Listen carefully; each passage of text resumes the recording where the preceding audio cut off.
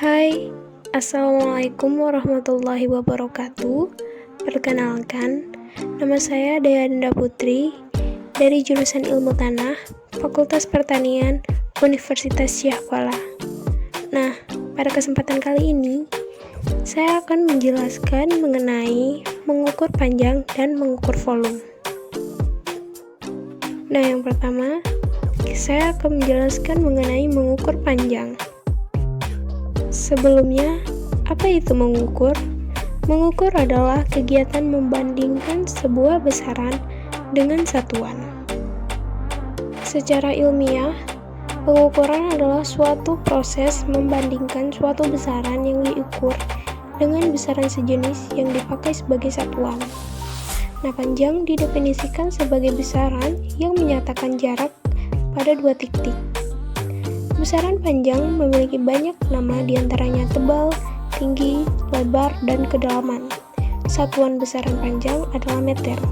1 meter adalah jarak yang ditempuh cahaya dalam waktu 1/3 × 10⁸ second. Nah, alat ukur panjang biasanya digunakan untuk melakukan pengukuran pada suatu objek untuk mengetahui tingginya, panjangnya, lebarnya, atau tebalnya. Dapat dilakukan dengan menggunakan berbagai alat ukur sebagai berikut. Yang pertama itu ada jangka sorong.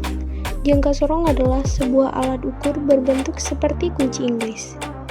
Jangka terdiri dari dua pasang rahang. Ada rahang yang tetap yang berskala cm dan mm sebagai skala utama, dan ada rahang yang bergeser-geser. Terdapat 10 skala, nama panjangnya 9 mm sebagai skala nonius. 1 skala nonius sama dengan 0,9 mm. Angka 0,1 mm menyatakan ketelitian pada jangka sorong. Alat ini digunakan untuk mengukur diameter sebuah pipa bagian dalam ataupun bagian luarnya. Nah, gambar di samping merupakan gambar dari jangka sorong. Nah, yang kedua, ada mistar yang sering kita gunakan. Pada umumnya, mistar pengukuran panjang adalah berskala cm dan mm.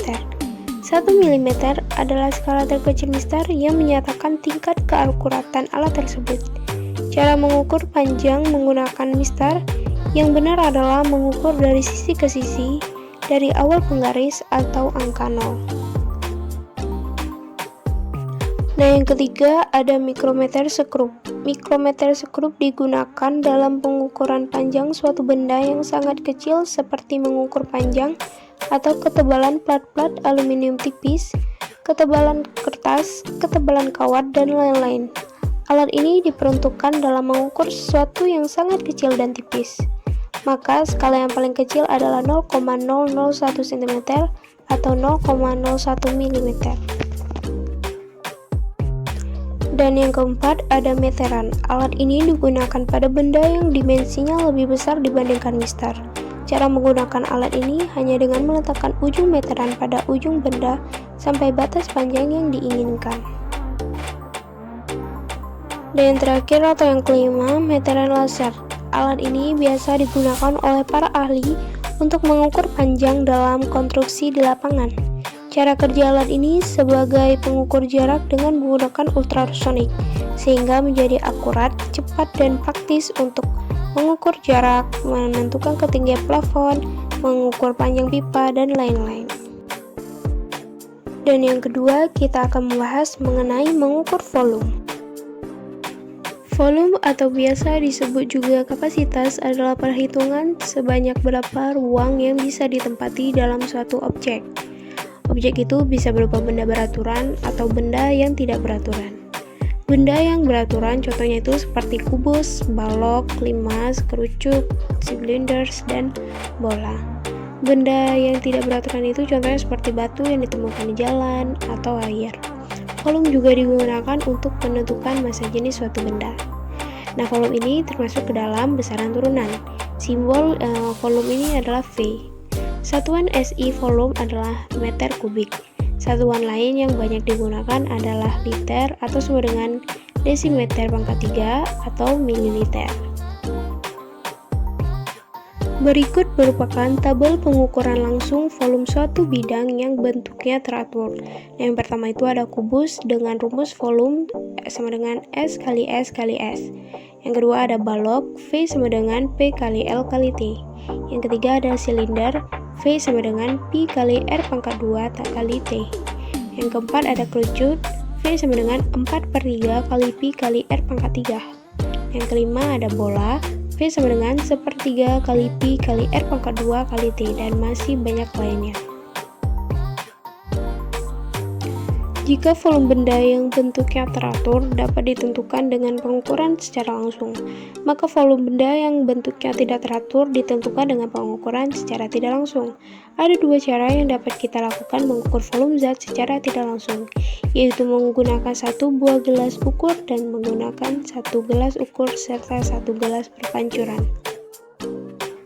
Untuk menghitung volume benda yang tak beraturan, menggunakan batu pada sebuah gelas ukur, langkah-langkahnya sebagai berikut. Yang pertama, letakkan gelas ukur di atas permukaan yang rata, seperti pada meja. Yang kedua, isi air pada gelas ukur kira-kira setengahnya.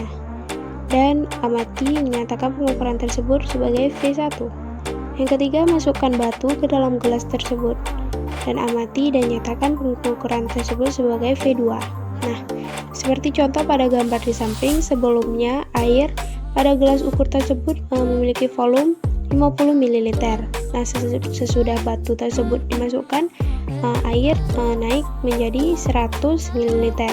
Maka volume benda tersebut sama dengan V2 kurang V1, yaitu 100 kurang 50. Maka volume benda sebanyak 50 ml. Yang kedua, menggunakan satu gelas ukur dan satu gelas berpancuran. Untuk mengukur volume tersebut, langkah-langkahnya sebagai berikut. Yang pertama, letakkan gelas ukur dan gelas berpancuran di atas permukaan yang rata seperti pada permukaan meja. Yang kedua, isi air pada gelas berpancuran hingga batas lubang gelas berpancuran. Yang ketiga, taruh gelas ukur tepat di bawah mulut lubang gelas berpancuran. Nah, yang keempat, masukkan batu yang hendak kita ukur volumenya ke dalam gelas berpancuran. Nah, tentu air akan tumpah menuju gelas ukur. Nah, volume benda tersebut sama dengan volume air yang tumpah ke dalam gelas ukur tersebut. Nah, contohnya itu bisa kita lihat pada gambar di samping.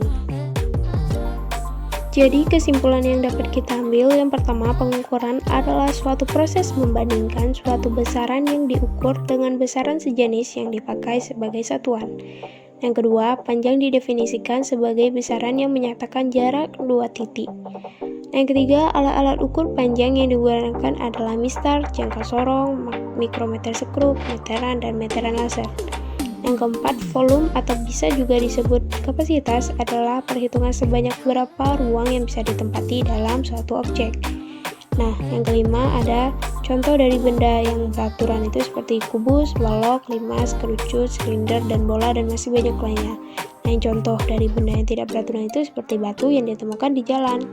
Nah, yang keenam atau yang terakhir, ada dua cara yang dapat kita lakukan mengukur volume zat secara tidak langsung, yaitu yang pertama menggunakan satu buah gelas ukur, dan yang kedua itu menggunakan satu gelas ukur dan satu gelas berpancuran. Nah, sekian dari saya. Mohon maaf apabila ada kesalahan. Terima kasih. Assalamualaikum warahmatullahi wabarakatuh.